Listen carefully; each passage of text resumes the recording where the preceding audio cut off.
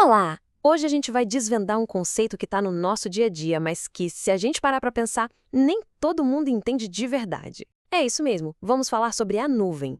Pensa bem, ela tá por toda parte, né? Nos nossos celulares, nos e-mails que a gente manda, no jeito que a gente trabalha, até naqueles jogos online. Mas afinal de contas, o que é exatamente a tal da nuvem? E ó, já vou dar um spoiler, não é um lugar mágico flutuando no céu, não. A resposta é muito mais concreta e, sinceramente, é fascinante. Bora entender isso de uma vez por todas. Então, para começar, vamos quebrar essa metáfora. Apesar do nome, a nuvem não tem absolutamente nada a ver com o clima. Pensa nela menos como algo lá no céu e mais como, sei lá, a eletricidade que chega na tomada. Exato, é um serviço, uma utilidade. E o mais curioso é que essa ideia, olha, não é nem um pouco nova. Já lá na década de 1960, um cientista chamado John Markey teve essa visão. Um futuro onde o poder de computação seria vendido como um serviço, igualzinho à conta de água ou de luz que a gente paga hoje. Uma visão, nossa, completamente revolucionária para a época, né? Então, vamos lá. O ponto central é esse. A nuvem é física, totalmente física. Ela é, na verdade, uma rede mundial de data centers, sabe? Prédios gigantescos lotados de servidores superpotentes, todos conectados entre si. Então, quando alguém sobe um arquivo para a nuvem, na verdade está mandando esse arquivo para um desses supercomputadores em algum lugar do planeta. Tá, mas essa transformação de uma simples ideia para essa realidade que a gente conhece não aconteceu da noite para o dia, né? Foi uma jornada de décadas. Vamos dar uma olhada em como essa sementinha de ideia se transformou nesse motor global. Bom, a semente foi plantada lá nos anos 60, principalmente no meio acadêmico. Aí, pulando para 1996, ela finalmente ganhou um nome oficial, computação em nuvem. Mas o grande ponto de virada, a hora que tudo mudou mesmo, foi em 2006. Foi aí que a Amazon Web Services, a AWS, teve uma sacada de gênio. Em vez de só vender produtos, eles começaram a alugar o poder dos seus servidores. E isso mudou tudo. A computação deixou de ser um produto que se compra para virar um serviço que se assina. Ok, então a gente já entendeu o que é e um pouco da história. Mas, na prática, como é que isso funciona? A verdade é que a nuvem não é uma coisa só. Pensa nela mais como um cardápio, um menu de um restaurante, com várias opções de serviço. É isso aí! Dependendo do que cada um precisa, dá para escolher o nível de controle que se quer ter sobre toda a estrutura. Dá para alugar desde, sei lá, o terreno virtual para construir tudo do zero, até um apartamento já todo mobiliado prontinho para usar. E nesse menu, digamos que existem três pratos principais. A gente tem o IaaS, que é infraestrutura como serviço, depois vem o PaaS, ou plataforma como serviço, e por último, o mais famoso de todos, que a gente usa todo dia, o SaaS, ou software como serviço. Vamos entender a diferença entre eles, que é bem importante.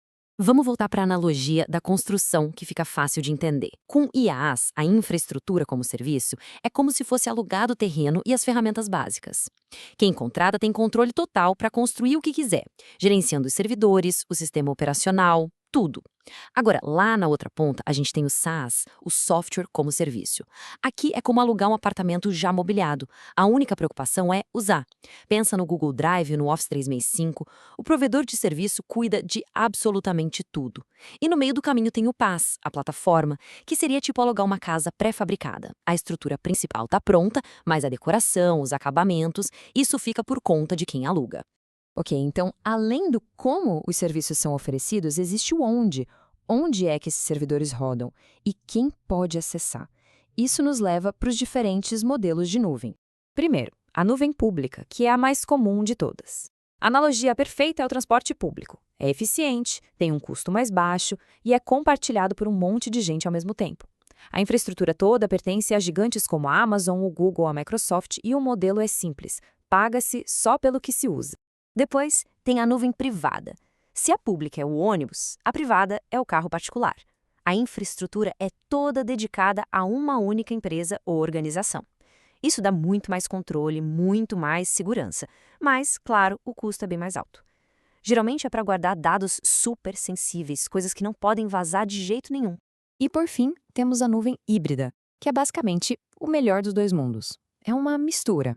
Uma empresa pode manter os seus dados mais críticos e secretos na nuvem privada e, ao mesmo tempo, usar a flexibilidade e o custo mais baixo da nuvem pública para outras coisas menos importantes. É uma abordagem super flexível e que está se tornando cada vez mais popular. Ok, tudo isso nos leva à pergunta final. e talvez a mais importante de todas. Por quê? Por que a nuvem se tornou algo tão dominante? Por que ela está, de fato, em todos os lugares? Olha, a história aqui é de um crescimento que não para. Ano após ano, mais e mais dados, mais e mais aplicativos saem dos servidores que ficavam dentro das empresas e vão parar na nuvem. O que antes era só uma parte pequena, hoje já é a regra. E essa tendência de migração não só é inegável, como está cada vez mais rápida. E o motivo para essa migração em massa é bem simples, na verdade. As vantagens são enormes. Pensa só, poder acessar seus arquivos de qualquer lugar, ter serviços que quase nunca ficam fora do ar e uma redução gigante de custos, já que não precisa mais comprar um monte de equipamento caro. No fundo, a nuvem dá o poder de acessar tudo o tempo todo de qualquer aparelho. São benefícios muito, mas muito poderosos. E para a gente ter uma ideia do tamanho disso, olha esse número.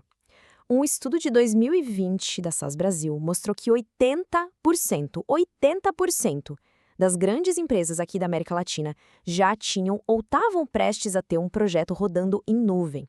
Isso só mostra como essa tecnologia virou peça-chave aqui na nossa região. E olhando daqui para frente, essa tendência só se fortalece. A nuvem deixou de ser uma alternativa, sabe? Ela está virando o padrão. Segundo a 451 Research, a expectativa é que a adoção seja praticamente universal. A questão não é mais se uma empresa vai para a nuvem, mas sim quando e como ela vai fazer isso.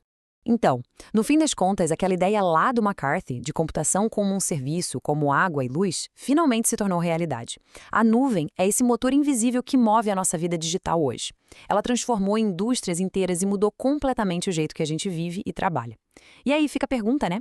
Se a nuvem é a grande base do nosso presente, qual será a próxima grande utilidade que vai definir o nosso futuro?